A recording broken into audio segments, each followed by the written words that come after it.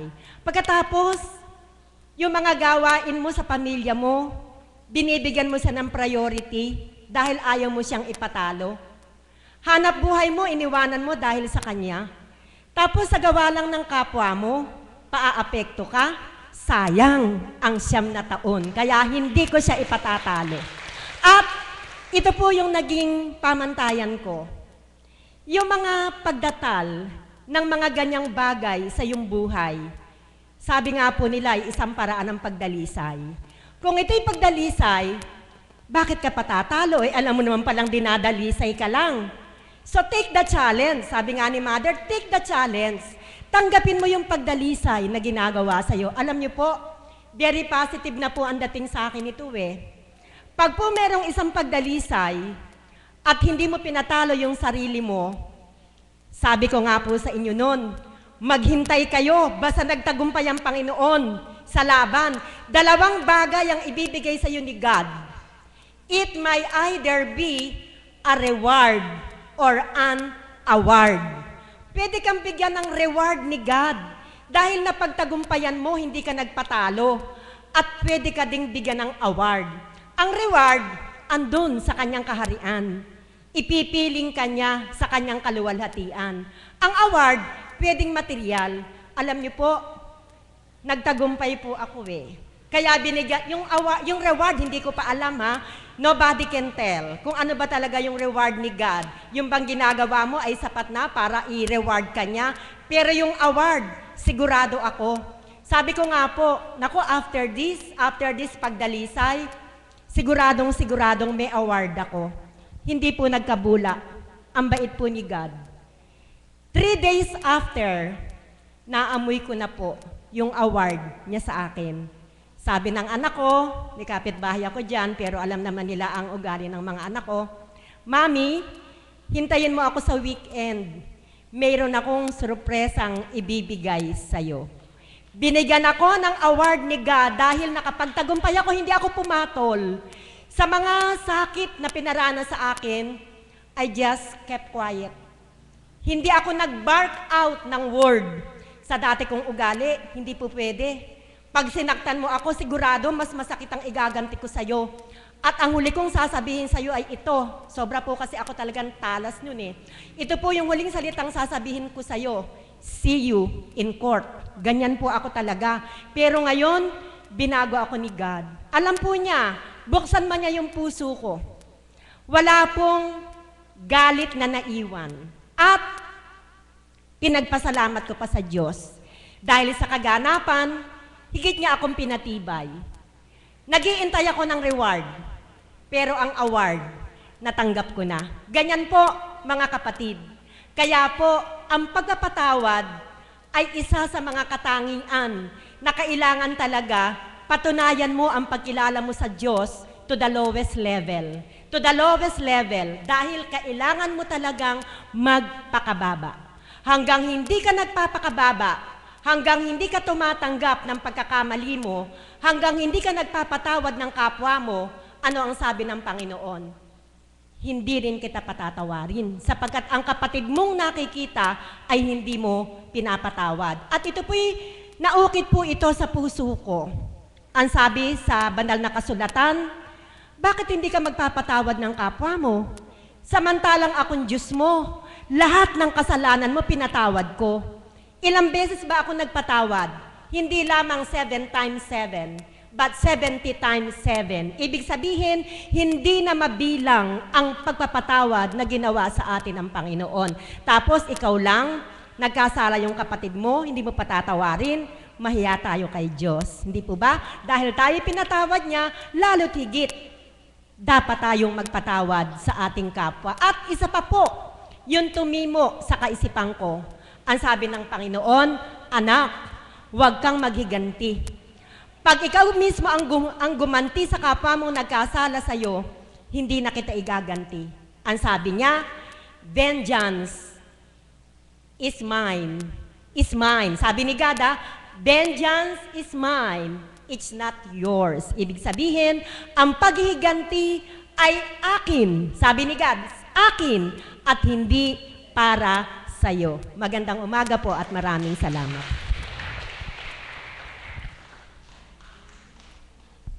Maraming salamat, Ma'am Bibet. Napakadinaw po, ano? Napakaganda ng pahayag. Ang pagpapatawad po pala ay isang proseso, ano po, at ang isang sangkap ng pagpapatawad ay kababaan ng loob. Na kung saganang sarili, talaga po palang mahirap gawin sapagkat karamihan po sa atin, sa katotohanan po, yun ang wala sa atin. Ano po, sapagkat ang lagi nating iniingatan yung ating mga pride. Fried rice, fried chicken, lahat ng pride ay nasa atin. Kaya po pala kung ganang sa ating sarili, kung wala ka sa Panginoon, napakahirap gawin ang pagpapatawad. Subalit, napakabuti ng Ama. Na, sabi nga po ni Mami Beth, na ito yung isang benepisyo na natatanggap namin, na lahat ng mga hindi marapat ay nababago sa bilang katauhan. Amen po ba? Kaya walang masasayang at walang nasayang sa bawat pagtalima. Ano po? Kayo din po sa bawat pagbabat at pagsusumakit nyo, kung tuwirang ninanamnam nyo lamang po ang lahat ng naririnig nyo, marami po kayong matututunan sa dakong ito. At kung isa sa buhay pa po ninyo, higit ang makakamtan nyo. Amen po ba? Bago ko po tawagin ang huli magbabahagi, nais ko po muna bigyan ng pagkakataon ng kapatid na ito upang ibalik ang papurit pasasalamat sa ating Panginoon dahil po kaarawan niya ngayon. Nais ko pong tawagin ang kapatid na ito, palakpakan po natin ang ating Panginoon sa katauhan ng ating Mommy Promise.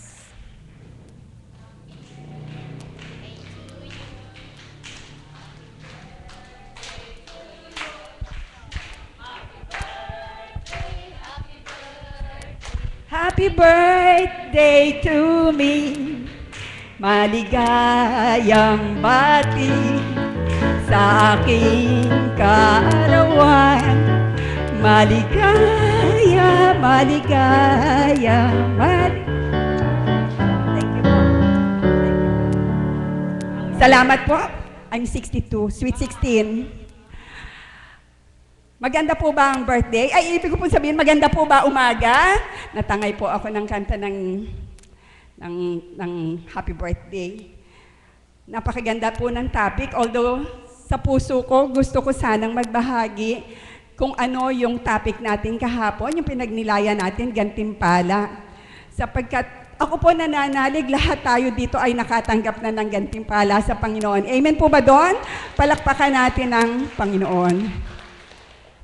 Alam niyo po, ang saya-saya ko po kasi, sapagkat napakadami pong gantimpala akong na-receive sa araw na ito mula sa aking mga kapatid, sa aking mga mahal sa buhay, lalong higit. May gantimpala po akong mensaheng na-receive sa ating mahal na Apo Kunching. Palakpakan nga po natin ang buhay ng Diyos. At napakaganda po ng topic ni kapatid na Tita Dory, ang pagpapatawad. Dito po sa ating pinagninilayan sa umagang ito, ay bumalik po sa aking alaala kung paano ang pagpapatawad ay tuwiran kong nadama. Gusto ko lang po ibahagi ito sa inyo sapagkat nagpupuri ako sa Ama sapagkat ako po pala ay blessed. I'm so blessed dahil ako pala ay makakalimutin. Madali po akong makalimot. Alam niyo po ba kung paano ko itong nasabi? Nung pong ako ay bago-bago pa lang may anak, I mean to say, maliliit pa po yung anak ko. Tapos po nung namatay ang mother ko, may kaganapan po sa buhay ko na kapwa sumalangit na ang kanilang kaluluwa. Patawarin ako sapagkat ito po ay gusto kong ibahagi sa inyo. Meron pong kapatid ang aking ama na sa hindi ko maintindihan ay sobrang galit niya sa nanay ko.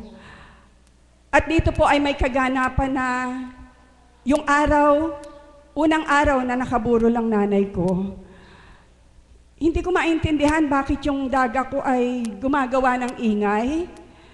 Kung ano-ano ang sinasabi niya na nasakitan ng aking kalooban, ang lahat ng aming kaloobang mga anak ng nanay ko. Maski ng aming kamag-anak na sa side ng nanay ko. At dito po ay sobrang sama ng loob ang inabot ko. But then prior to that scenario, meron pa po na scenario sa buhay ko na warprig po kasi yung andaga ko na yun eh. Mapagsalita ng hindi maganda, mapagpautang ng salita. Mapakadali niya pong mag-utter ng salita na nakasasakit ng kalooban. Manilang po sa kanya ang magnamo-namo. Totoo po yan. At yun nga po, madalas niya pong ginagawa sa amin yun, sa aming mga anak ng tatay ko. Kapag po siya nagagalit, madali siya pong nakakapagbitiw ng salita. At minsan po, dumarating ako dun sa point na galit na ako. Pero hindi ko po siya inaaway. Hindi ko po binabalikan yung daga ko, kundi ito'y sinasarili ko lang. Subalit purihin dakilain ng Ama. Sa pagiging makakalimutin ko, madali po akong makalimot na nagagalit ako.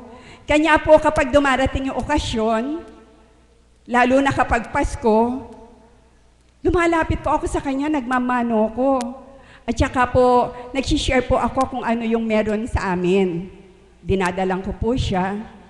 At one time nasabi nung nanay ko, bakit ba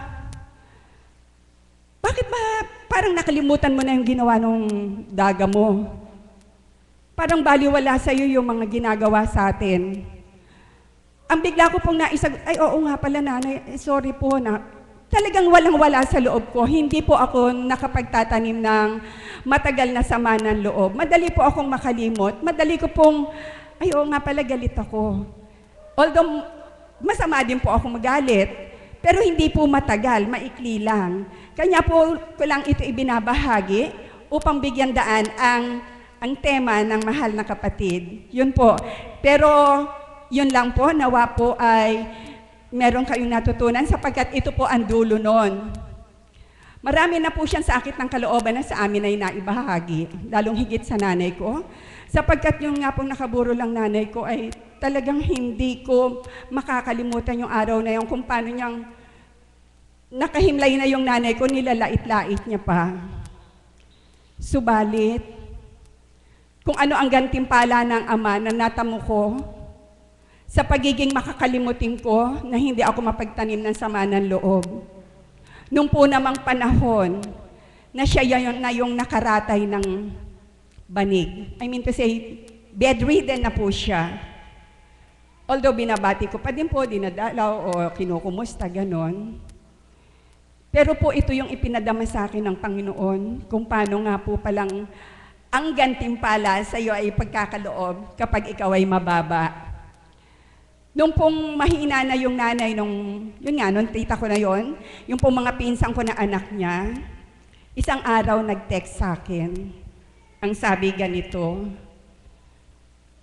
Ate Lani, Lani nga po pala pangalan ko Lani po talaga.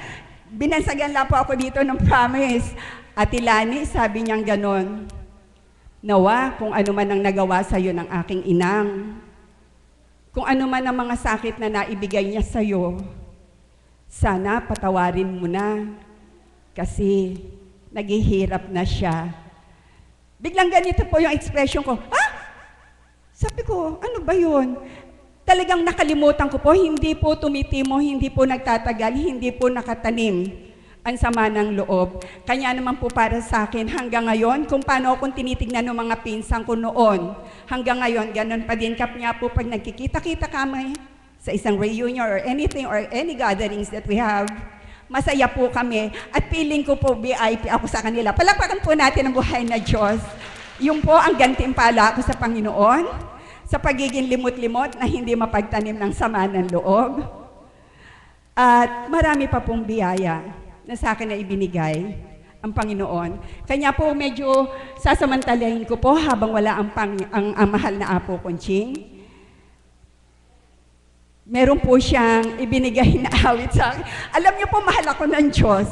Hindi po ba no isang araw, birthday ni kapatid na M, tinawag niya dito si kapatid na Bunso para samahan siyang umawit. Ngayon po, hindi po ako magpapasama ng kasama dito para umawit. Dahil back-up ko lang silang lahat. Ang KDM choir po, back-up ko lang sila. So yun po, inip na sila. Kanya po, pakinggan natin kung paano nila akong gagabayan sa aking pag-awit. Huni ng ibon at daloy ng alon, nagpapaalala sa akin. Ninenervous ako. Upang ang ating sarili limutin at ang Diyos dakilain,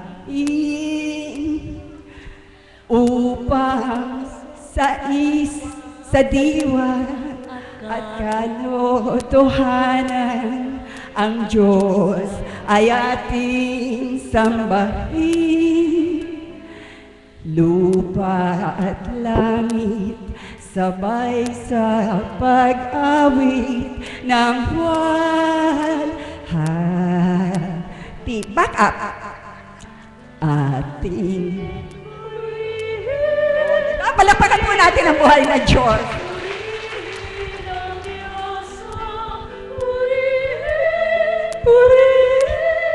Purihin ang Diyos sa aking puso at isip sa salmo at awit. Purihin ang Diyos. O di po ba? Palakpakan nga po natin ang buhay na Diyos. Galing talaga ng KDM Choir. Palakpakan nga po natin ang KDM Choir. Alam mo po, hindi po magkasya ang galak sa puso ng guro. Kasi hindi niya alam na gano'n ako kahusay kumante. Palakpakan nga po natin ang aming guro.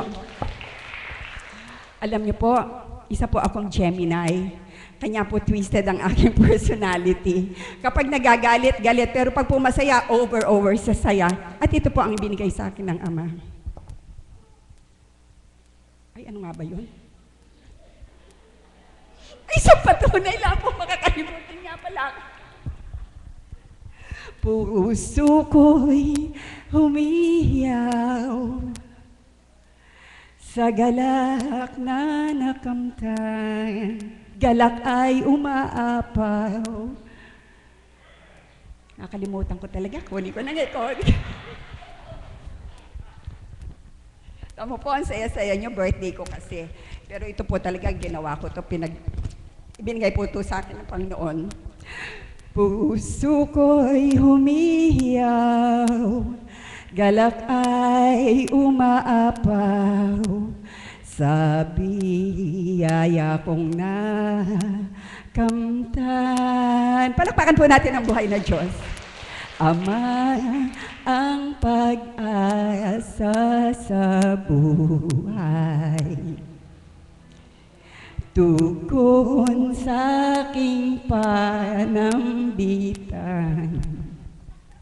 Kung may pagdalisay, akong nakakamtan, tanging Ama ang tanggulan. Ama ang ligaya sa buhay. Sa piling niya'y walang kalungkutan. Bakit pa malulumbay kung Ama ang karamay? Espiritu niya'y gabay. Amen po ba doon? Nagustuhan niyo po ba yung awit na bigay sa akin ng banal na Espiritu? Opo, ako din po, gustong-gusto ko to. Kanya lang po, talagang patunay, makakalimutin ako. At iyon po ang pinag-aawayan namin ng kabiyak ng puso ko. At saka kung bakit di po ako nalilate. Alam niyo po ba, nakasakay na po ako sa tricycle. Yung po palang bag ko nasa loob pa ng bahay. Patabarin ako ng Diyos. Kanya po kung minsan, nasa Pure Gold na kami. Tapos wala pala akong ano. Babalik pa din ako. Palakpakan po natin ang buhay na Diyos. Maraming salamat po. At maraming salamat po sa inyong pagbati. Thank you.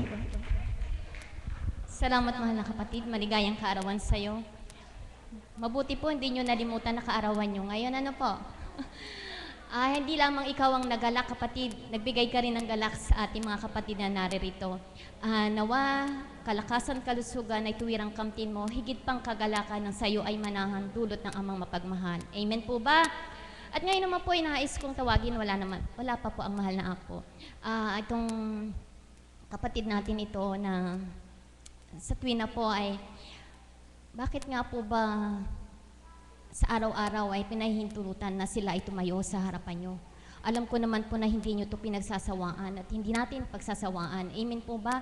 Sapagkat sila po yung mga may lakas na ihayag, ipangalandakan ng kadakilaan ng Diyos. Yung mga umaayaw po sa kanila, sila po ang nawalan. Subalit tayong mga tumatanggap, nakikinabang. Amen po ba? Nais ko pong tawagin ang kapatid na ito upang muli ipahayag ang kadakilaan at kung paano nga ba nabago ang kanyang kalooban, pagpapatawad ay kanyang nakamtan. Nais ko pong tawagin ang kapatid na ito. Palakpakan po natin ang ating Panginoong Diyos sa katawan ng ating Mother of the House, Mami Marisa. Salamat po, Ama. Purihin dakila ng ating Panginoon. Bagaman hindi ko po naabutan yung tema, subalit sa tono po ng pagbabahagi ng mga kapatid ko, habang nasa taas po ako nagluluto, pagpapatawad. Yun po yung sa unang buhay ay wala sa akin. Amen? Narinig ko rin po ang bahagi ng mga kapatid ko na ng mga panahon na sila'y nasa sigsag na nakapanahunan, kagaya ko. Alam niyo po, sa unang buhay, kung paano naganap sa akin yung, siyempre po, hindi lingid sa inyo bilang isang single parent, didespise ng tao, hindi binigyan ng pagkakataon ng tao para alamin kung ano po yung tamang ibigay para sa akin. Subalit salamat sa Ama, sapagkat wala nang nag-uulat noon kung paano magpatawad, walang nag-uulat kung paano ang ganito ang gawin mo. Isa lang po ang nakintal sa puso ko. Pag ako ay nakaraos, gagantihan ko kayo lahat. Buhay po ba ang Diyos? Amen po ba yun? Yun po yung naging pananaw ko bilang isang kabataan. 17 years old po noon, na sabi ko nga, siguro nakatakda sa aking kapalaran, na saan dako ako tumungo, walang lilingap sa akin. Amen? Wala pong lumingap sa akin. Andun yung lilingapin ako, subalit may kapalit. Anong kapalit? Siyempre po, magiging chimay-aa ako. Kailangan ay kasama ako sa bahay, maglalaba, lahat po. Kahit po sa malapit na pamilya ko po. Ito po ay isang hayagan na inihahayag ko po sa inyo na naganap sa aking buhay. Kagaya ng mga kapatid ko po na iniwan ng kanilang mga minamahal, subalit nagpatawad. At nung mga panahon po na yon, sa sobrang sakit ng aking dinanas, hindi po natapos doon. Amen? Hanggang dumating po yung punto na akala ko okay na, nailuwal ko na yung aking anak, akala ko makakaayos na ako. Subalit hindi pa rin po. Hanggang nasiksik sa puso ko yung puot na gawa ng tao. Kaya noong mga panahon po na yon na ako'y nasa mundo ng tao, ang gusto ko po'y mamatay. Ayoko na sa tao, ayoko na talaga. Amen? Ganun po yung lagi yung sinasambit, ayoko na sa tao, malupit ang tao, ganun po. At nang dumating po na, binigyan ng pagkakataon na pagkalooban ng karunungang panlupa sa pamamagitan isang pari na Hapon, na naging boss namin, lumipas ang mga ilang taon, maganda, gustong-gusto ka ng tao sapagkat may naibibigay ka, may pakinabang sila, itinuturo mo yung para sa kanila, subalit, nagkakaroon ng kaganapan, lilimutin ka naman, amen? Doon po hanggang dumatal po yung takda na inabot ng 12 years, 14 years, bago ako naakay sa dakong ito. At nang maakay ako sa dakong ito, andun pa rin yung paghihigante. Amen? Bago ako naakay sa dakong ito, andun pa rin paghihigante. Sapagkat yung mga tao na nanakit sa akin, hindi ko pa nakikita uli. Buhay po ba ang Diyos? Amen po ba yun? Siyempre po, hindi pa ako nakakauwi sa amin. Ang sabi ko po, sige, sabi ko, pag ako'y nakauwi at ito yung nakamten ko, lagot kayo sa akin. Yun po yung bukang bibig po ng tao eh. Amen po ba yun? So sobrang sakit. At kapag nakita kita, bahala ka. Sabi ko, hindi kita uurungan. Ganun po. Lahat ng nanakit sa'yo, yun po yung lalaman ng isip mo bilang tao, sapagkat hindi mo alam bakit ba ang lupit-lupit nila sa'yo. Amen po ba yun? Subalit salamat sa Ama, sapagkat nang itinakda ng Ama na mahakbang ko ang aking mga paa patungo sa dakong ito at nakilala ko po ang mahal na Apo Kunching, unti-unti na pong naiulat kung paano magpatawad. Buhay po ba ang Diyos? Dati po, Nang humahayo pa po ang Divine Mercy, hindi pa ako alagad, madalas po ako magpa-bless. Kay Nanay Myrna, kay kapatid na Ana, kay Tita Irma, at sa mahal na Apo. Yung apat na yan nagbe-bless po sa amin, laging sinasabi sa akin na hinahawakan po yung aking puso, at dinudurog po yung puso ko, ginaganon po yung puso ko, at sinasabi po nila na, tanggalin mo ang puos sa puso mo, at kakamtin mo ang galak sa buhay mo. Kapag umuwi ako noon, naiinis ako. Anong puot? Wala naman akong puot eh. Yun ang akala ko. Amen po ba yun? Subalit sa banal na espiritu, walang malilihim. Buhay po ba ang Diyos? Kaya, nung natapat na po ako uli sa mahal na Apo, na naranasan ko rin po na kagaya ng ginagawa po ng iba, pagkatapos sa isang pila, pipila sa kabila, pipila sa kabila, pipila sa kabila. Yun lang din po yung sasabihin nila. At nang matapat po ako sa mahal na Apo, hinawakan din po yung puso ko. Dinurog din po yung puso ko at sabi niya, magpalaya ka. Tanggalin mo ang puot sa puso mo. Siyempre, hindi naman po ako nila kilala sa unang buhay. Subalit ako nakakakilala sa sarili ko na alam ko po at inaamin ko na may puot ako sa puso ko dahil sa ginagawa sa akin ng mga tao. Amen? At nang kay kapatid na Ana na, binigyan po ako ng 9 days. Sabi po niya, sa pamamagitan ng banal na espiritu, yamang ikay nagmimithi. Ito po, binabalik po sa akin. Yamang ikay nagmimithi na kamtin ang kalooban ng ating Ama. Sulong, sabi niya, magpatawad daw ako. Talikdan mo ang kaukulang ginagampanan na dulot ay kasalanan. So lalo akong nainis. Sapagkat sabi ko, bakit ganun? Saan naman ako pupunta? Yung mga nag-aruga sa akin, kung bibigyan pa ako ng kasalanan, wala na akong pupuntahan. Buhay po ba ang Diyos? Amen po ba yun? Kaya, ang sabi po ng banal na espiritu, sa loob ng 9 na araw ay magnilay ka. Sa loob ng 9 na araw, subukin mo na wag tumungo muna sa gawain. Yun po yung binigay sa akin na kondisyon ng ating Panginoon. Para tarukin ko ang puso ko, kung talagang wala na akong puot sa puso ko. Yun sa pamagitan ng kapatid na Ana. At alam niyo po ba, mapagbiro talaga minsan ng Diyos. Buhay po ba ang Diyos? Nang after 9 days, saka ako sumama uli, napila na naman po ako sa Kanya. Ay siguro alam po ng banal na espiritu kung sino yung kinapuuputan ko. Noong mga time po na yon, alam niyo po, sabi po niya sa akin, anak, yamang hayag-hayagan na eka, sabi niya, siyempre po, walang malilihim sa espiritu. Ano po? Umiyak ako ng umiyak. At sabi po ng banal na espiritu, kung hindi mo palalayain ang puot sa puso mo, dahil sa naganap sa unang buhay mo, hindi ka magiging maligaya. Buhay po ba ang Diyos? Amen po ba yun? Totoo po yun. Totoo po. Sapagkat, wala kang iisipin kundi gumanti. Amen? Kapag naaalala ko po yung mga kababayan ko po na halos ay kulang na lang po, siguro kung ako ko'y papel, lukot na po ako pag ako'y papel. At kung ako naman po ay kahoy, siguro na ipanggatong na rin po ako. Ewan ko ba bakit galit na galit po sila sa akin nung time po na yon. At ngayon pong andito na po ako, natutunan ko po na unti-unti nakarelease. Ang sabi po ni kapatid na Pearl, yung nag-aruga po sa amin mag-ina, kapatid, huwag ka nang magalit. Kapag nagbabalik tanaw ka sa kaganapan sa buhay mo, yamang iniligtas ka naman na ng Diyos, hayaan mo na ang Diyos na ang magbigay ganti sa mga taong gumawa sa'yo ng pasakit. Buhay po ba ang Diyos? Amen po ba yon? At salamat sa Ama, bawat araw po, inuulatan po ako ng banal na espiritu sa katawan nating mahal na Apo Kunching, na anak, batid ko ang naganap sa'yo, at binaybay po niya kung saan ako nagmula na lugar, kung anong sinasakyan, kapag sasakay ng eroplano, bakit alam niya, samantalang hindi naman siya nakakarating doon. Simula po noon, nang naramdaman ko po na ang Diyos na ang kaharap ko sa kanyang katauhan na ginamit po para sa akin, nagniningning po ang liwanag. At nung time po na yon, na naramdaman ko po na ako'y inaaruga na ng Diyos, kumbaga po ay padama na sa akin ng Diyos na nililingap niya ako sa dakong ito. Doon ko higit naramdaman na kailangan ko magpatawad. Buhay po ba ang Diyos? At salamat sa Ama, sapagkat ganun po palang Diyos, hindi ka man gumanti na pisikal, Kapag nagbalik tanaw kang muli at alamin mo yung mga taong nanakit sa'yo, malalaman mo, iginanti ka ng Diyos. Buhay po ba ang Diyos? Opo, yun po ay isang karanasan na aking naranasan. Isang karanasan na mahirap limutin.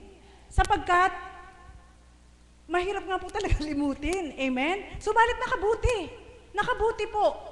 Na sabi ko nga, may isa po akong kamag-anak, hindi ko po ito'y paninira, ito'y hayagan na katotohanan na naranasan ko po para po maging bukas para sa lahat, na nung nagkataon po na ganun nga po ang nangyari sa akin, na script po pala ng buhay ko, yung 3 kamay ng aking tiyahin ay naipasok pa sa aking bibig dahil sa galit sa akin, sa naganap sa akin.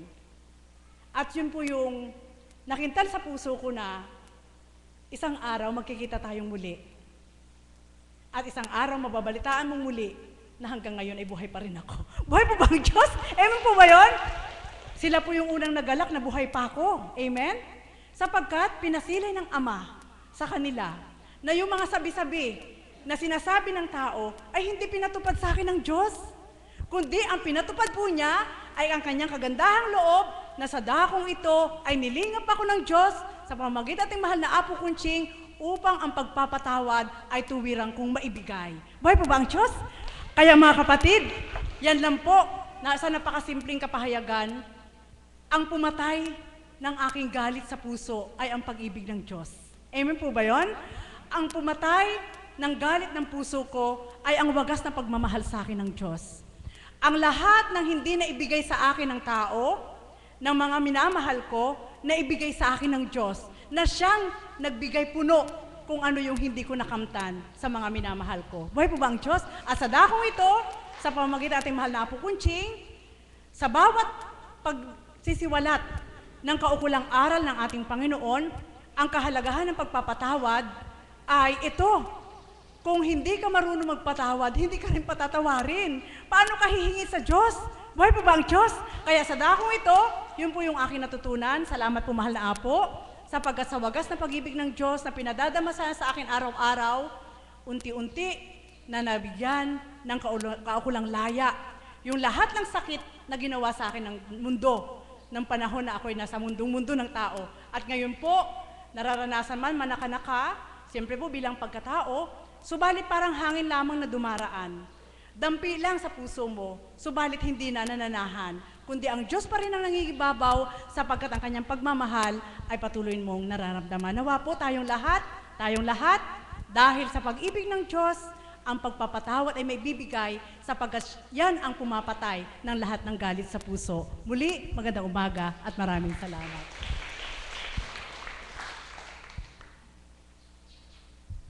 Maraming salamat po, Mother, sa pinahayag ninyo. Katotohanan po, lumbay o sakit man ang kalooban ay dulot ng kapwa mo. Sa tuwin ay pagpapatawad ay igawad mo. Ikaw rin ang makikinabang, kapayapaan ng kaisipan, kapanatagan ng kalooban ay tuwirang makakamtan. Amen po ba? Maraming salamat po sa mga nagbahagi sa araw na ito. Inaanyayahan po ang lahat na magsitayo upang awitin ang panalangin itinuro ng ating Panginoon.